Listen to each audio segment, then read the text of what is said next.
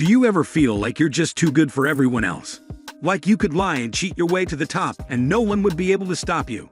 If you answered yes to all of these questions, you might be a sociopath or a psychopath. Both sociopaths and psychopaths share three common features identified by the questions above: arrogance, deception, and manipulation that is mainly unfettered by moral conscience. Some experts believe sociopathy and psychopathy are the same and put them together under the diagnostic label antisocial personality disorder, or APD, while others believe the two mental diseases are distinct. Today, we discuss sociopath versus psychopath. We'll look at some of these distinctions. Before we begin, if you haven't subscribed yet, please subscribe to our channel and hit the bell icon to get notified of our new videos. Sociopaths and psychopaths have different outward behaviors. Sociopaths are impulsive and irresponsible. Sociopaths live on the fringes of society, says psychologist Scott Bond. They can't keep jobs or settle down. They travel extensively yet aren't tourists. If they can't obtain a respectable job, they may lie, cheat, and steal.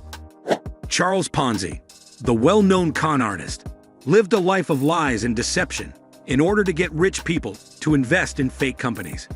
Ponzi was born in Italy and moved to the United States in 1903. He is said to have had only $2.50 left after gambling and drinking most of the $200 he brought with him on the ship that brought him to America. After he arrived in Boston, he worked odd jobs in the Northeast for a few years. One article called him a supposed sociopath, and it said that his life of lies was all about getting rich people to invest in fake companies. His international repli coupon scheme was a form of fraud called a Ponzi scheme, because he used money from investors to pay other investors. Biography.com says that Ponzi did 14 years in jail for this crime. After he got out of prison, he was sent to Italy, and he died in Rio de Janeiro, Brazil, in 1949. Psychopaths are more self-controlled and smarter than sociopaths, according to Bond. They're also better at blending in, because they are often well-educated and have steady jobs. Not all psychopaths are violent or a danger to society, but some use their need to control others to their advantage, landing high-paying jobs like CEO, lawyer, surgeon, or police officer. Chefs and salespeople are also surprisingly common jobs for psychopaths.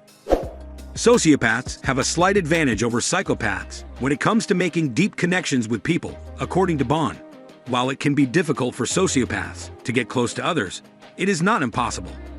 They may feel empathy in certain limited situations, but not in others, and they may feel empathy towards some people but not others. 𝐥𝐤𝐤𝐞 is a good example of how limited a sociopath's ability to feel empathy and make emotional connections can be. Between 1982 and 2001, the Green River Killer killed at least 49 women in Washington state. Most of his victims were prostitutes or runaways, and he often returned to their bodies to have sex with them.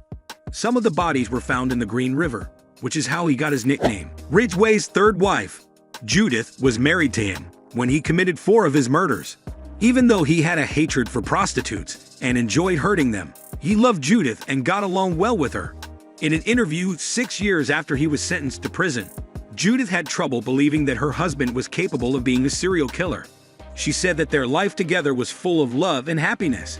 However, when she and the police found evidence linking him to some of the murdered prostitutes, she was forced to face the truth about his actions.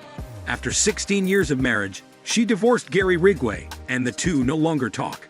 Judith told the interviewer, "I love the man I knew, and I hate the man who took him away." Bond says that psychopaths, on the other hand, are unable to form emotional attachments or feel real empathy with others. They don't know how to feel. They know they should feel something, but they don't. Hervé Cleckley, a psychiatrist, wrote in his 1941 book, The Mask of Sanity, that psychopaths can hurt other people without feeling guilty or sorry. This gives us a glimpse into the mind of a psychopath. Bond says that psychopathy is the most dangerous of all antisocial behaviors because psychopaths can detach emotionally from their actions, no matter how bad they are. An article on WebMD says that psychopaths try to make up for this by being skilled actors. They are charming and convincing, and they can act like they feel things they don't.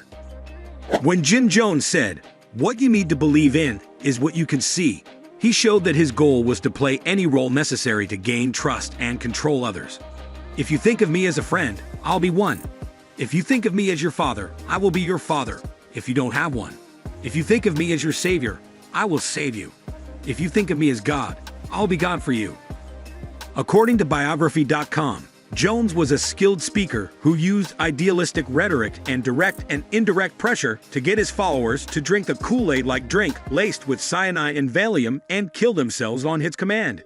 Psychopaths also try to connect with people by putting on a mask of social respectability to hide their dark side and any bad behavior that comes from it. This is something that psychopath serial killers like John Wayne Gacy do a lot. A court summary noted his double life. Evidence showed that the defendant led a double life, engaged in charity and political activities while conducting horrific torture killings. He enticed young men to his home for homosexual liaisons, then strangled or choked them. Gacy was a successful contractor and community leader who wore clown costumes to gatherings. Sociopaths and psychopaths are two different types of people, and they are both quite common. Sociopaths are people who have learned to be sociopathic through experience, usually due to abuse or trauma in childhood. They are not completely lacking in empathy, but they do have a weak moral sense. Psychopaths, on the other hand, are people who are born with a physiological defect that causes the part of their brain that controls emotions and impulses to not develop properly. This means that they lack empathy and self-control. Have you ever met a sociopath or psychopath? What was this person like? Let us know in the comments. That's all for today. If you like this video, please give it a thumbs up. And if you want to hear more videos from our channel, subscribe and make sure to turn on the bell icon.